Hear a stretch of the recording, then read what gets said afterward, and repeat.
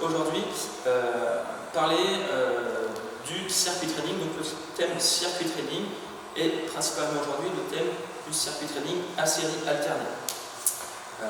Pour recontextualiser un tout petit peu, donc le circuit training, c'est une méthode d'entraînement qui permet d'assimiler, d'enchaîner plusieurs exercices consécutifs sur un système de rotation, d'où son nom de circuit d'entraînement, circuit training.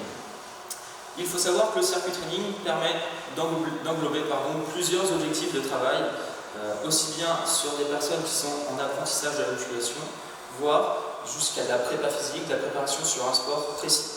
Il englobe aussi, principalement, plusieurs types de pratiquants, plusieurs publics et plusieurs niveaux de pratiquants. Donc pour recontextualiser, le circuit training est un système de rotation, d'enchaînement de plusieurs exercices, que nous allons pouvoir nommer circuit d'entraînement, circuit training. Le circuit training permet d'englober un grand nombre d'objectifs, qui peut être simplement sur une phase d'apprentissage de la musculation, jusqu'à un travail sur la préparation physique, sur la prépa sur un sport vraiment précis. Il englobe aussi plusieurs niveaux de pratiquants, aussi bien du simple néophyte, débutant, jusqu'au niveau confirmé expert. Aujourd'hui, nous allons passer sur le thème du CTA qui va atteindre un public dit néophyte ou débutant. Sur un public néophyte débutant, nous devons mettre plusieurs points, plusieurs objectifs.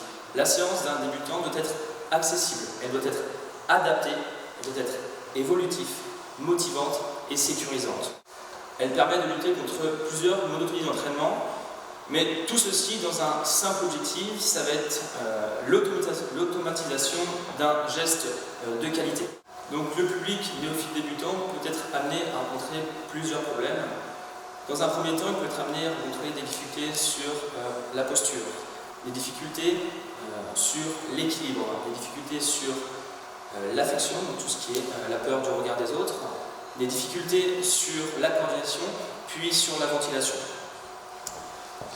Du coup, nous allons apporter une solution, c'est-à-dire que nous allons apporter des mouvements, ce qu'on appelle des exercices fondamentaux. Ces exercices-là sont des exercices qui sont la fondation même de la musculation pour des personnes dites néophytes débutants.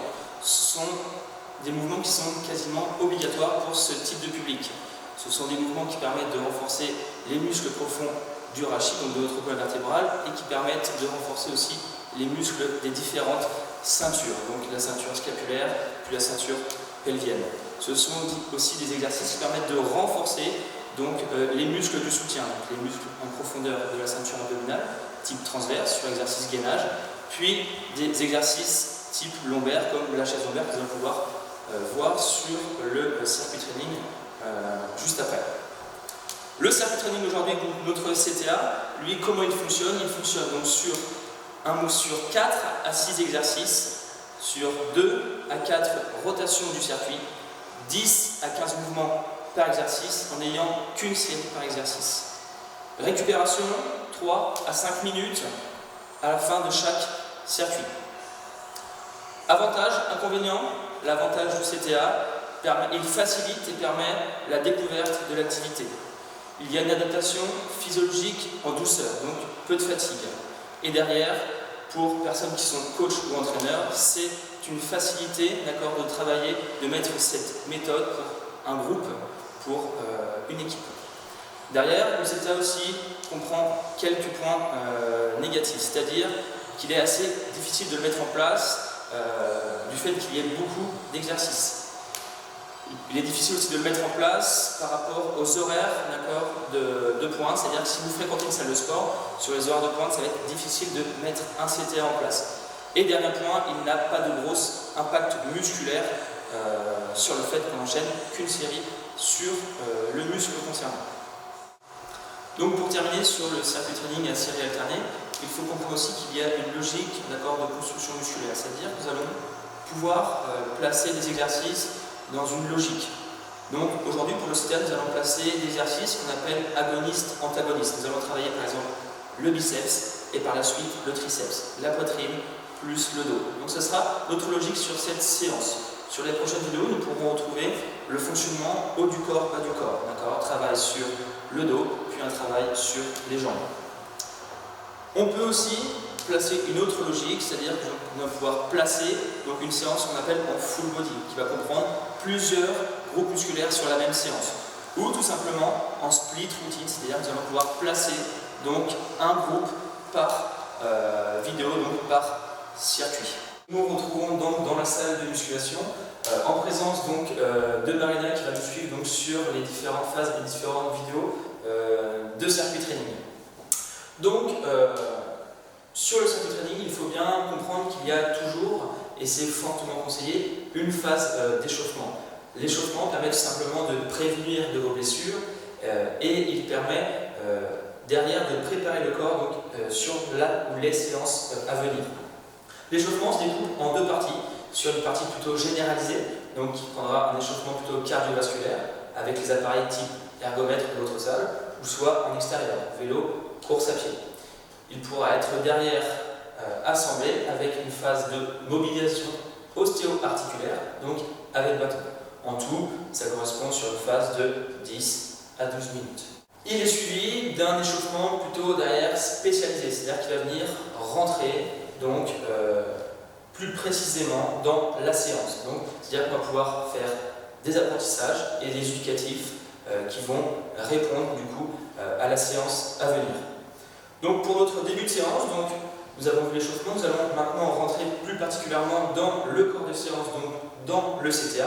Donc, un autre corps de séance donc, sur notre premier mouvement de type exercice fondamental qui est un exercice d'écarté haltère. Donc nous allons, Marina, prendre place donc, sur le banc.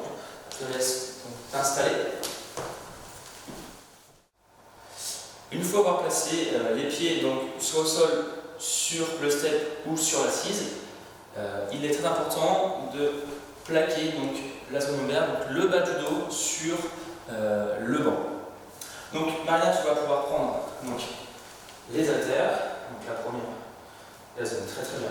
Donc le mouvement à exécuter, légère flexion au niveau des coudes, cherchez à inspirer en descendant, légère phase de bloc et je viens souffler en remontant. Ce mouvement, rappelez-vous, est un mouvement de type fondamental. Il permet de lutter donc, contre une syphose dorsale, il permet de lutter contre des raideurs au niveau de la ceinture scapulaire, permet l'expansion de la cage thoracique et il permet dernièrement de solliciter principalement la mécanique ventilatoire. Nous allons pouvoir maintenant passer donc, au second exercice. Après avoir exécuté nos 10 à 15 répétitions, nous allons pouvoir enchaîner sur l'exercice du dos, mouvement agoniste-antagoniste, sur le tirage horizontal. N'hésitez pas, sur la transition, à vous hydrater, d'accord? Ou soit vous hydratez et vous étirez à la fin du tour, parce que vous avez 3 à 5 minutes de retour au calme. Donc nous sommes maintenant sur le second exercice, donc le tirage horizontal. Donc le tirage horizontal, très simplement, donc Marina, je te laisse saisir la poignée. Il est très important donc de se grandir au maximum, donc tout en saisissant les poignets, de se décaler donc sur le fond de l'assise. Donc je te laisse te décaler un petit peu au fond de l'assise, très bien. Maintenant, cherchez à tirer, donc amener les coudes loin derrière, donc à effectuer un mouvement qu'on appelle de rétropulsion. Tout en contrôlant le mouvement, je cherche à me grandir au maximum. Donc ce second exercice est toujours un exercice de type fondamental. Il permet de solliciter les muscles fixateurs des omoplates et de lutter contre une attitude syphotique. Derrière, il permet de solliciter les muscles profonds du rachis, donc les muscles posturaux, sur l'action de l'autograndissement, comme vous pouvez le constater. Donc Marina est placée vraiment très très droite, donc nous cherchons à solliciter les muscles situés au pourtour de notre colonne vertébrale. Toujours 10 à 15 mouvements, cherchez à inspirer en tirant et à souffler en relâchant. Nous allons pouvoir basculer donc, sur le troisième exercice, puis le quatrième, qui sont des exercices d'avant et d'arrière de jambes. Donc pour notre troisième et quatrième mouvement, nous serons sur des mouvements de type analytique ou autrement appelés mouvements complémentaires. Donc c'est-à-dire qu'ils vont venir compléter les mouvements logiquement exercices de base, voire exercices fondamentaux. Ces exercices-là auraient pu être remplacés par des exercices de type extension triceps à la poulie ou le curl pupitre pour les biceps. Donc là, sur les cuisses, donc là nous sommes sur la machine à leg extension, donc travailler sur une extension du genou. Donc très important, toujours position droite, bas du dos plaqué donc sur le dossier, donc très important, jouer sur les leviers de réglage donc de l'appareil. Donc vous allez chercher à effectuer une extension au niveau des genoux, donc montez, cherchez à souffler, léger bloc et vous redescendez en contrôlant. Très bien. Toujours une phase un petit peu plus dynamique sur la montée et je viens redescendre. Je souffle et je viens inspirer. Rappelez-vous, toujours 10, 15 mouvements, d'accord? Et je peux venir par la suite enchaîner sur le second mouvement de jambes, cette fois-ci, qui va venir solliciter la partie arrière donc des jambes, la zone des ischio-jambiers. Donc nous voilà maintenant sur notre second exercice de jambes, donc situé sur la base donc, arrière de nos jambes, donc les ischio-jambiers. Donc très important, nous sommes cette fois-ci sur la machine à leg curl, donc travail sur la flexion cette fois-ci du genou. Donc toujours les points de réglage, très important pour adapter vraiment l'exercice à soi-même. Donc il est important de régler donc toujours le dossier et l'assise par le biais des différentes poignées de réglage. De placer toujours le coussin légèrement situé sur l'arrière de la cheville pour garder toujours une bonne mobilité de la cheville. Puis placer le second coussin légèrement au-dessus des genoux pour vraiment isoler cette fois-ci la flexion du genou. Donc nous allons chercher dans un premier temps à effectuer un mouvement de flexion, tu vas pouvoir fléchir Marina, avoir une légère phase de bloc et puis remonter en contrôlant. Toujours un petit peu plus dynamique, tac, légèrement phase de bloc et je viens remonter. Toujours dans la même logique, 10 à 15 mouvements. Cette fois-ci je viens souffler quand je ramène et je viens inspirer quand je relâche. Nous sommes maintenant sur notre cinquième et avant-dernier exercice. Donc nous passons sur un mouvement qui va venir solliciter donc, la ceinture abdominale et plus précisément donc, ce qu'on appelle le grand droit, donc les muscles superficiels de notre ceinture abdo. Donc le mouvement de relevé de buste, vous allez simplement chercher donc, à envoyer le menton vers le plafond, croiser les bras au niveau des épaules ou les placer si vous le souhaitez derrière la tête pour maintenir un petit peu plus donc, la tête et éviter quelques douleurs au niveau des cervicales. Vous allez chercher donc tout en mettant le menton vers le haut à monter en soufflant, d'accord? Je viens décoller mes épaules et je viens redescendre en inspirant. Je souffle et j'inspire, toujours sur une base de 15 à 20 mouvements. Nous voilà arrivés sur notre sixième et dernier exercice, donc le mouvement de travail sur la zone lombaire avec votre chaise lombaire ou chaise romaine. Donc nous allons chercher à effectuer donc, sur ce dernier mouvement 10 à 15 répétitions sur simplement une flexion du buste vers le bas en cherchant à inspirer. Et je viens souffler en remontant tout en conservant l'alignement du corps, alignement entre hanche, bassin, puis la zone ceinture scapulaire, donc les épaules. Je ne cherche pas à remonter trop pour éviter quelques pincements dans la zone lombaire. Ce dernier mouvement, qui est un mouvement de type fondamental, permet lui de renforcer les muscles posturaux. Il permet aussi d'assouplir la chaîne musculaire postérieure. Et dans un dernier temps, il y a un travail synergique entre la zone lombaire et le transverse, donc qui est le muscle profond de la ceinture abdominale. Rappelez-vous, toujours 10-15 mouvements. Suite à ce mouvement, je viens faire un break de 3 à 5 minutes, où je viens récupérer, m'hydrater et m'étirer.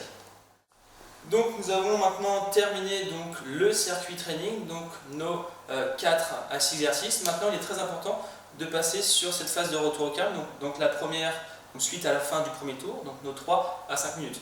Donc il est important, comme je vous le rappelais, de s'hydrater, donc on peut boire soit entre les exercices, voire même à la fin si vous pouvez boire juste à la fin du premier tour.